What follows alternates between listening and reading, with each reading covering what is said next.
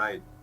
Now, how is the data structured and what interfaces does the software provide? So everything starts with DICOM images.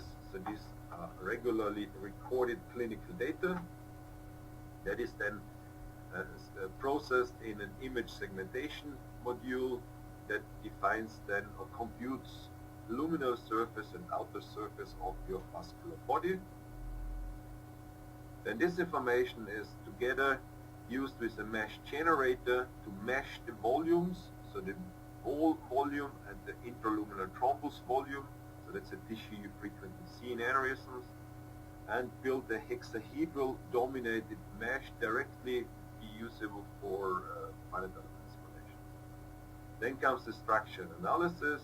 Of course, here one has to define boundary conditions and loading conditions, and that then computes the stress and rupture risk or other indices of your vascular body. Now finally comes data analysis. So here the software picks out the most important parameters like maximum diameter, peak wall stress, peak wall risk index, and so forth. Now at the very end, that's again important for the clinicians, we have a reporting tool where you can add in additional information which directly then can be shown to the patient. Now this information is stored in the A4clinics model, so that's a specific data specific file format which only can be viewed with the A4clinics software.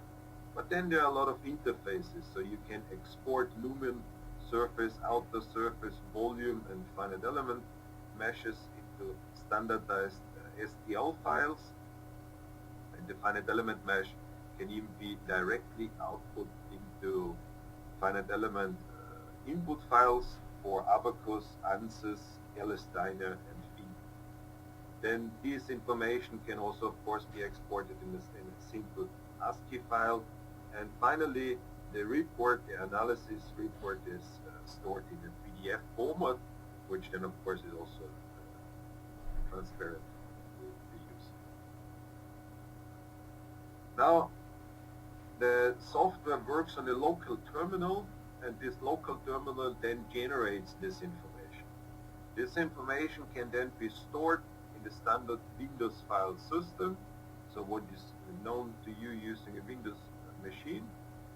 But then there is also interface to the PACS server, so the picture archiving and communication system, which is used by the hospital, such that the user can directly load DICOM data, so the image data directly from the PACS server, computes this information, what we talked before a minute ago, and then store it in the file system, or alternatively in a database that comes with the software. Backflow into the PACS server is only the analysis report possible, simply because the PACS system does not have a file format or storage format that supports our data. So that's the reason why you can only store back the